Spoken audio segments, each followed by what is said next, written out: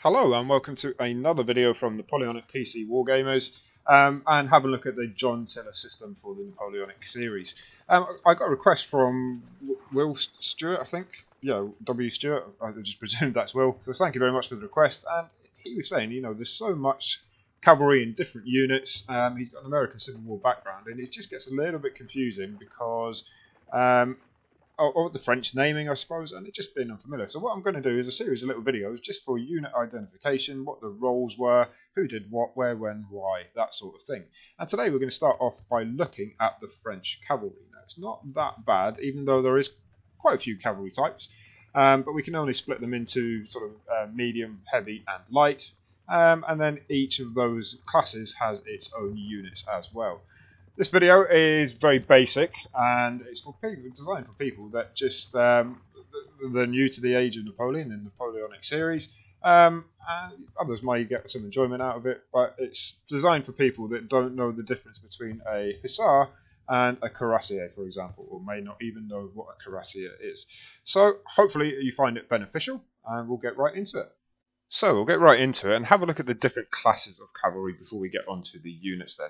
Now, in general, it depends which book you read, there are three types of cavalry, classes of cavalry that we can look at. We've got a light cavalry, where we'll have the smallest, most nimble, agile, fastest horses, and the smallest, most nimble and fastest agile men. We've got a heavy cavalry, tend to be the biggest horses, the biggest mounts, with the biggest, tallest, bravest, strongest men on them. And then in the middle, we've got what we sometimes call line or medium cavalry. That doesn't necessarily mean it's medium people on medium horses. It's more to do with what roles this line cavalry or medium cavalry actually had. And there's a bit of a crossover, as we'll see later on. Now, in the French army, or in general in any army, but it does get a little bit more complex with other armies, but we are looking at the French. The light cavalry included our hussars, and a chasseur, or chasseur à cheval, are hunters and hunters of the horse. Anywhere you see à cheval, that means they're on a horse, and à pied means they are on foot. So chasseurs à cheval. Our line or medium cavalry, I'm going to include the dragoons in here. Now, sometimes people have them as their own class, but the dragoons, especially as the war went on and they had to replace the cavalry lost in Russia, they took on more of a heavy cavalry role. But they did a lot of the jobs of the light cavalry as well. So I'm going to put them in the middle, but there is a caveat to that. We're also going to include our lancers, our chevaux légers, or light horses with lancers. As we'll have a look again, they go into the middle somewhere. But our heavy cavalry, our pure, proper heavy cavalry, are our cuirassiers and our carbiniers. And we're also going to have a look at our guard cavalry as well, because we've got some special one-off elite units in there, as well as units drawn from the likes of dragoons and chasseurs as well. So we're going to have a look at our guard cavalry. So we'll start off looking at our light cavalry, and it's quite important. Unlike other wars, light cavalry may have had certain jobs applicable to the Napoleonic Wars. So we'll have a look at how Napoleon actually used his light cavalry and what their roles were. The first most important thing, they're going to take advantage of those light, nimble horses, and they're going to go on scouting and reconnaissance missions. Now that would be in a campaign. They're going to go ahead, act as a vanguard, probably the first troops that an enemy would see once they get into foreign territory, and they're going to check out the land. They're going to check out enemy dispositions if they can. They can see what's ahead of them, and hopefully come back to the main army with a warning if they find the enemy.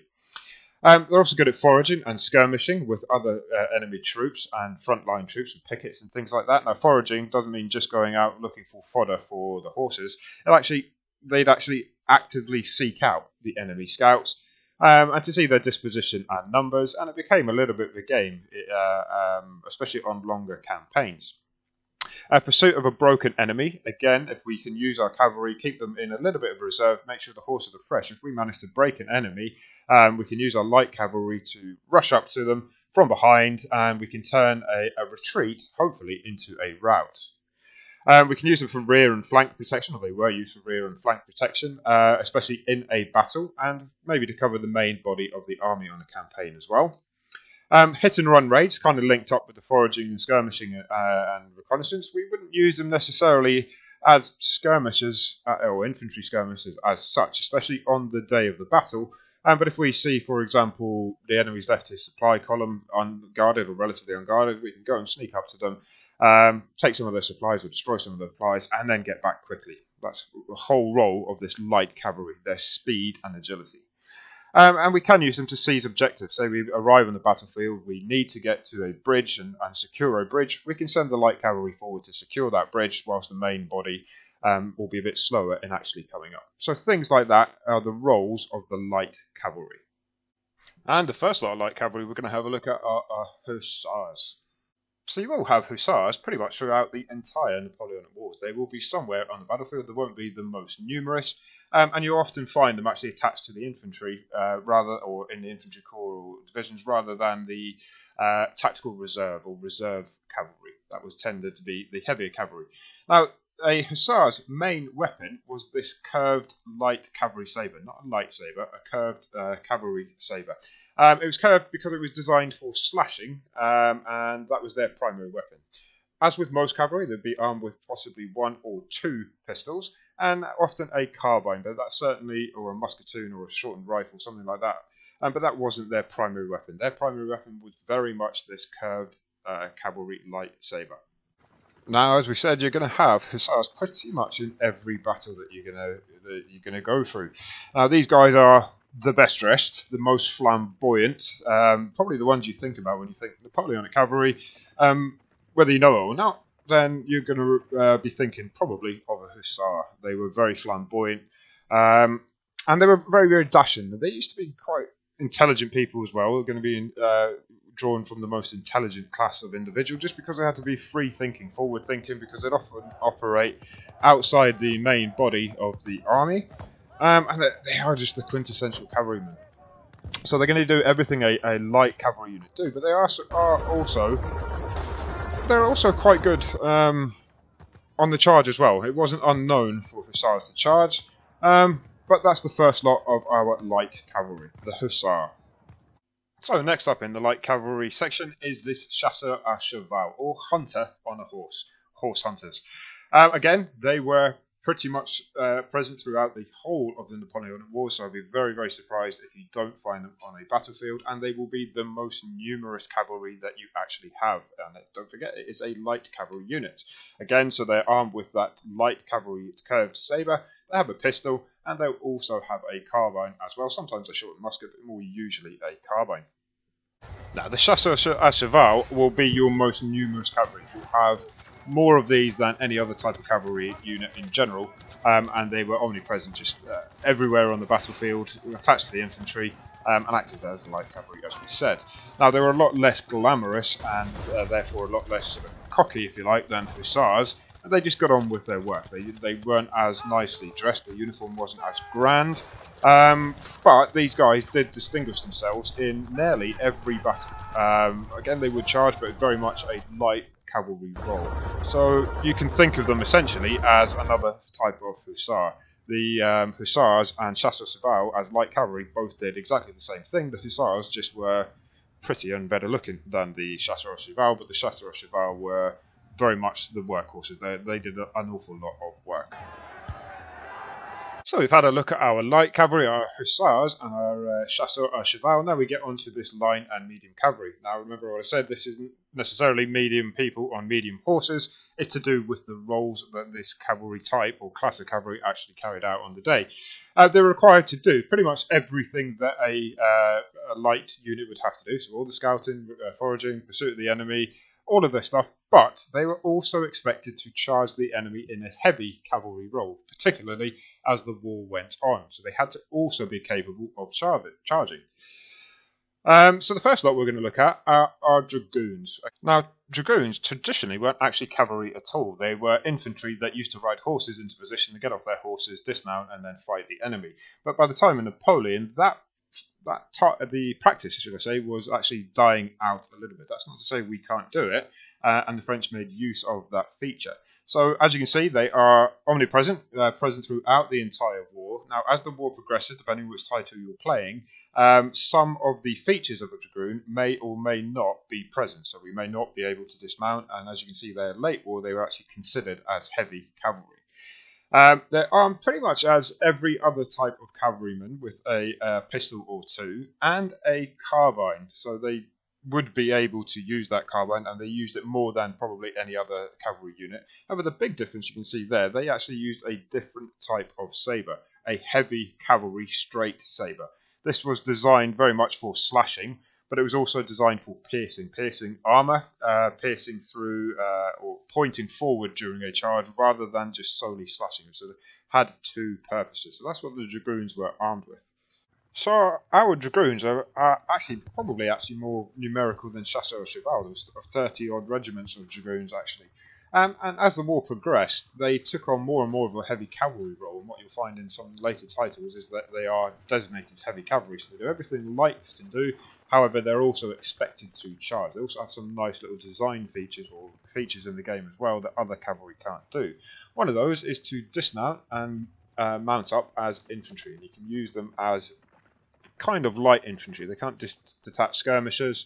They can't form square, but they did skirmish. That was the role of dismounted dragoons. They wouldn't necessarily line up, but saying that, there were units of dismounted dragoons in operation as well. And they come forward into the line and can be used as light troops, if you like. So we said that they have to get involved with the charge as well, and these were very much your day-to-day grunts. They didn't mind getting their hands dirty, quite unglamorous work, but they just put their hands up and said, we'll get on with it. So that other feature of dragoons that we said is that they can actually fire on horseback. If they've got designated as a dragoon, we can, very similar to infantry, fire on an enemy. From horseback, you won't get the best result out of it because they're on horseback and it's with a carbine, so the dice roll won't be that great. And we can also follow up with a charge or a melee attack, similar to what the infantry can. So that's our dragoons, and yeah, they are a good unit. I've got a lot of time for dragoons. They're the general workhorse of the battlefield.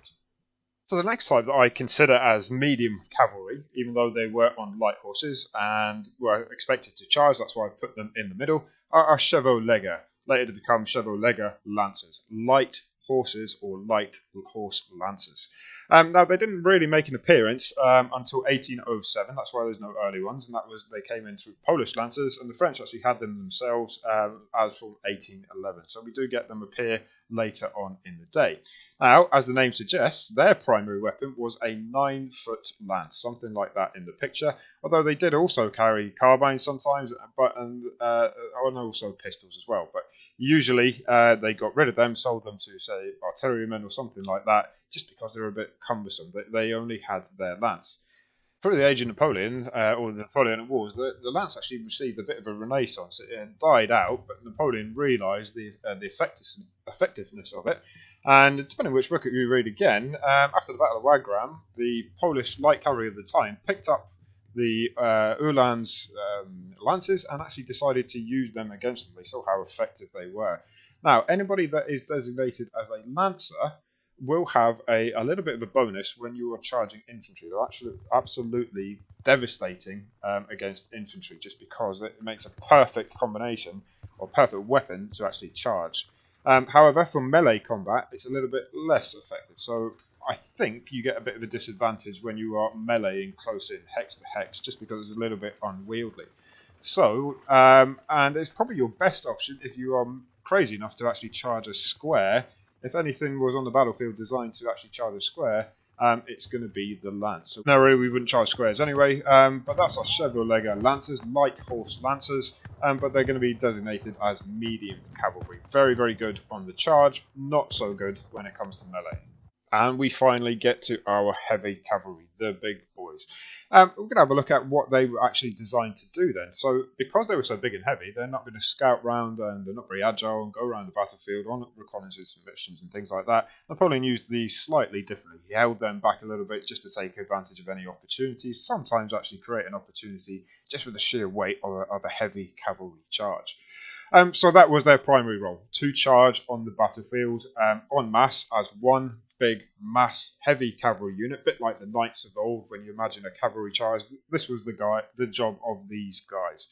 They acted as shock troops to try and punch a hole in an enemy line, to try and turn his flanks, for example, and just take advantage of any weak point in an enemy's line.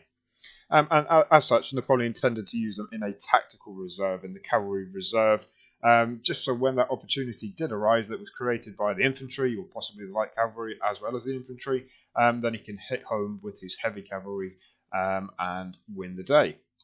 And the first lot of heavies that we're going to look at are the cuirassiers. Just look at them. Absolutely beautiful cavalry. So the cuirassiers were present throughout the entire war, and they were armed with that long, straight, heavy cavalry sabre. They also had pistol, 1 or 2, and would often be armed with a musketoon, carbine, shortened musket, something like that.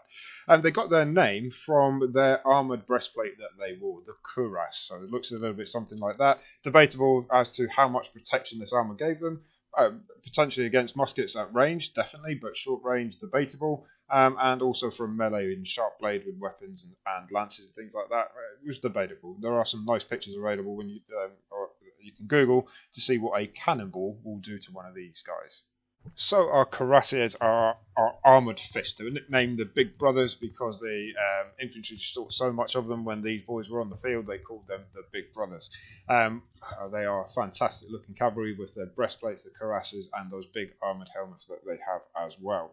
These are some of the best cavalry that you're going to have, and those carbines that they had, I have to mention that they often somehow managed to get lost.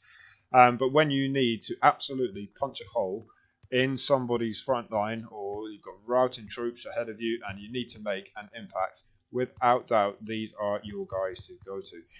The biggest regiments or the most numerical regiments of the Napoleonic heavies, I think there's about 14 in all, and the impact that these guys have, sometimes it was just enough for them to show up, is phenomenal. Look at that, absolutely smashed those Prussians. I know it's from behind, but just to prove the impact that these guys actually had. So that's the first of our heavies, our cuirassiers. And our second lot of heavy cavalry are what we call the carbiniers. Now, for all intents and purposes, these guys are pretty much just cuirassiers, almost exactly the same. Again, they were present throughout the war. However, you will notice the early boys didn't have that cuirass. That's because later on, I think it was 1812, Napoleon, just out of the blue, decided, well, all my heavy cavalry need to have a cuirass. So they have exactly the same armament as a cuirassier. They look dashing, look very similar, but not quite the same. They've got that sort of Roman-style helmet, and they also had that breastplate, that cuirass. Sometimes they got rid of it. I think the biggest difference was, from what I could tell, it is in a peacetime role. They sort of acted almost like gendarmes and acted a military police role, but in wartime, in conflict, they'd actually have to come into the heavy cavalry. And as I said, for all intents and purposes, these are the same as your cuirassiers, these guys. So they pack a punch. They look slightly different, but you'd use them exactly the same. You'll find them in the tactical reserve, and they have a hell of a charge on them. Fantastic cavalry. So that's the end of this video. I didn't have time to do the Guard Cavalry, so I will do the Guard Cavalry in another video, as I will with all nations cavalry and infantry as well. Just build up another little series here. Hopefully you found it beneficial. Hopefully now you know the difference between a chevau léger and a chasseur à cheval. Light cavalry, medium cavalry, heavy cavalry, and what they did. As always, thank you very much for watching. I do appreciate all the likes and the comments and the subscriptions.